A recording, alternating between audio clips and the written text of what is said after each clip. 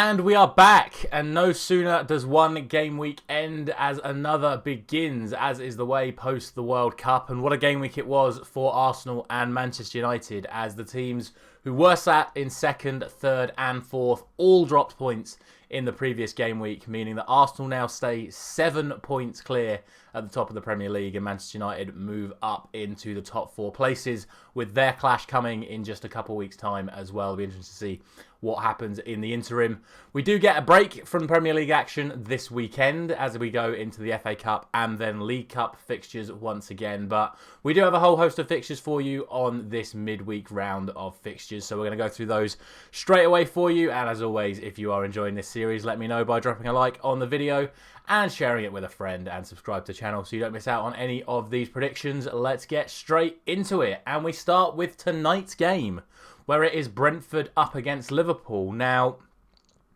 I've been very harsh on Brentford recently, as some of the comments even let me know on the last video. And maybe it is due to the fact that they beat Man United 4-0 at the start of the season, and a part of me still hasn't got over it. However, I am a man that respects teams that are in form, and Brentford are a team that are very much in form. And I think Liverpool are a team that are very much out of form. They've managed to get, in my opinion, 2 very lucky wins in their last 2 fixtures, especially against Leicester due to those 2 own goals. So I look at this game tonight and I look at how well Brentford have played in their 2 games post the World Cup.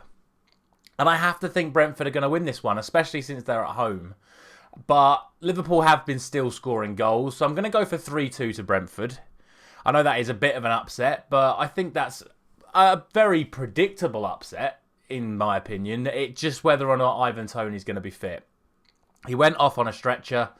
Yet to really see anything from Thomas Frank to suggest that he is going to play, but also yet to see anything to suggest that he isn't going to play. So I think if he does play, I think Brentford definitely get the win. But if he isn't playing, he's such a big part of their team that potentially they don't win without him. Obviously, there is a big expectation that he gets a rather large ban in the coming weeks anyway, so could be good practice for them to not have him in this one. But I'm just going to go for Brentford. I'm going to show them the respect that they've deserved in the last few weeks, and I'm going to go for Brentford to beat Liverpool in tonight's game.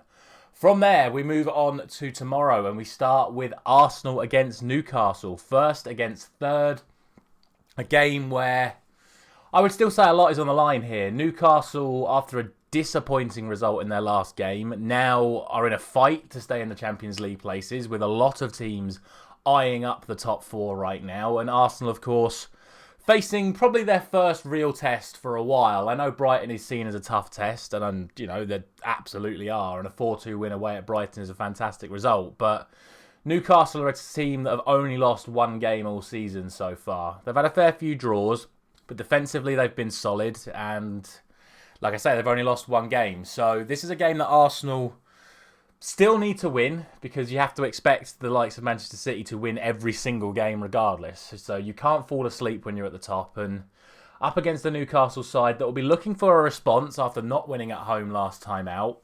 And this is probably going to be their toughest game. And I know Arsenal have a fair few tough games coming up. So this will be their first major test. But I think they're going to pass it again. And I'm going to go for 2-1 to Arsenal. It's unclear whether or not Callum Wilson's going to be fit to start. It's unsure if St. Maximan is fit enough to start. Obviously, I think if they both do start, much more interesting game in store. But I think the way Arsenal have started this second part of the season, they've managed to keep their momentum from the first half. And I just think right now they have that little bit extra. They've got that desire. They've got the hunger. They look like they believe they can win this Premier League title. So with all that said, I think they just about get the win, and I'm going to go for 2-1 to Arsenal. Next up is Everton and Brighton, and after what I saw of Everton against Manchester City, there should really be no excuses for Everton anymore. The way they can defend, if they can defend like that against Manchester City, they can defend like that against anyone. So it just comes down to, can they score goals going the other way, and I'm not so sure they can.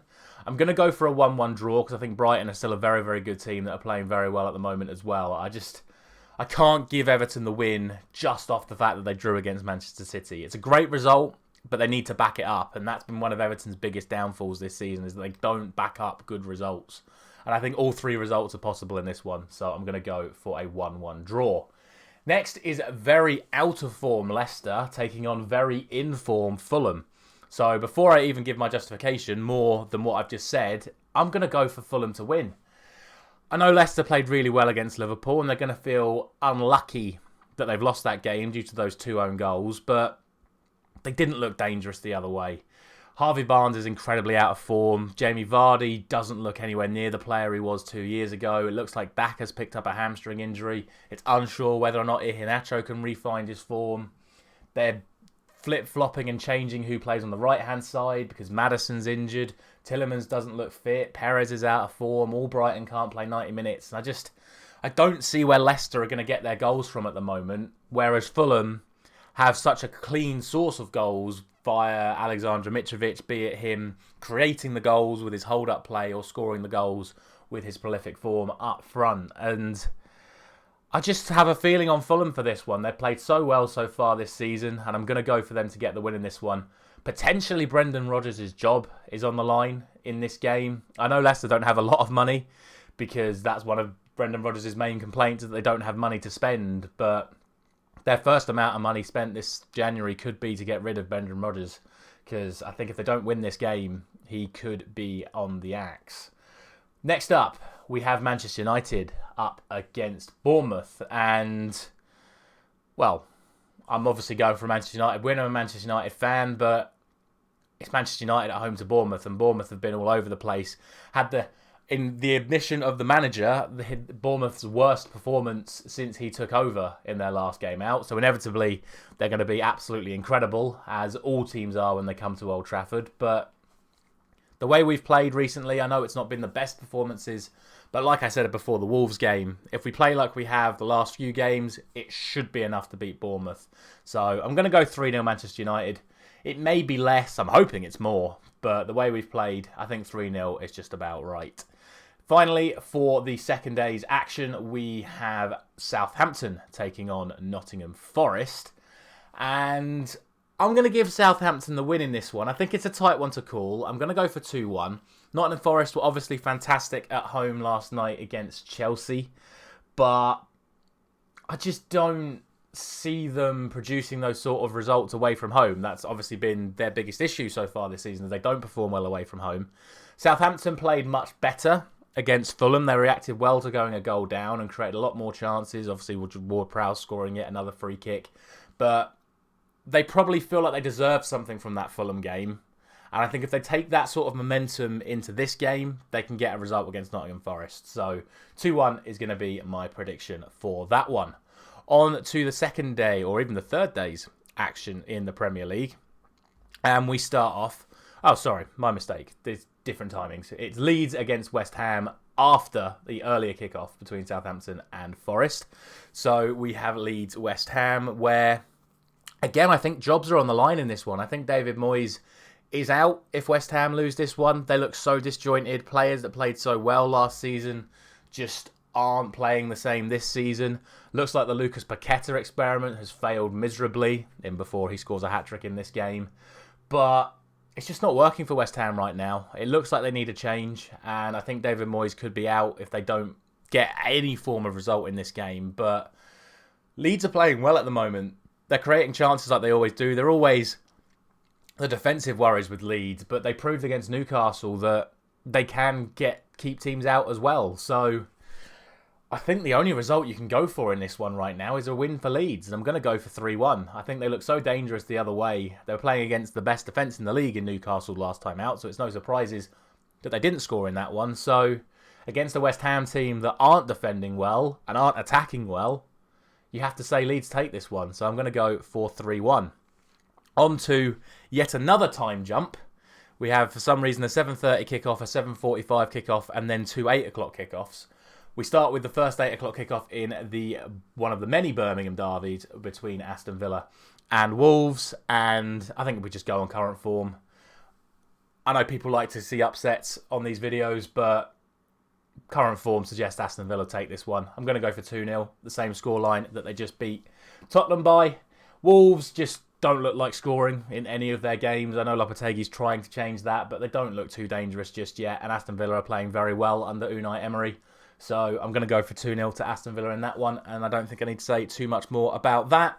The other game, however, is Crystal Palace and Tottenham, and I don't know if this would be an upset on current form, but I'm going to go 2-1 to Crystal Palace.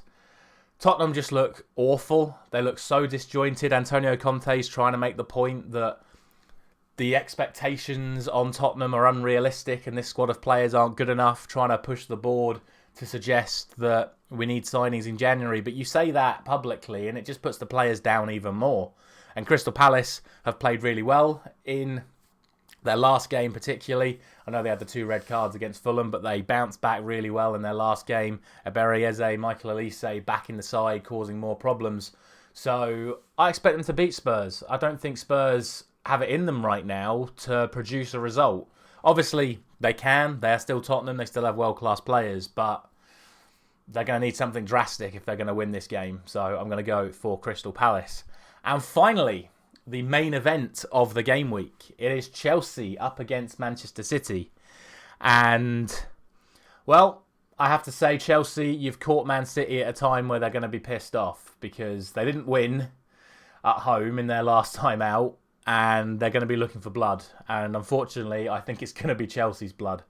I know Chelsea had a couple of good well, not even had a couple. They had one good game, and then they didn't beat Nottingham Forest last night. So, if they play like they did last night against an angry Manchester City team, this could be any scoreline. But I still think Chelsea can cause problems.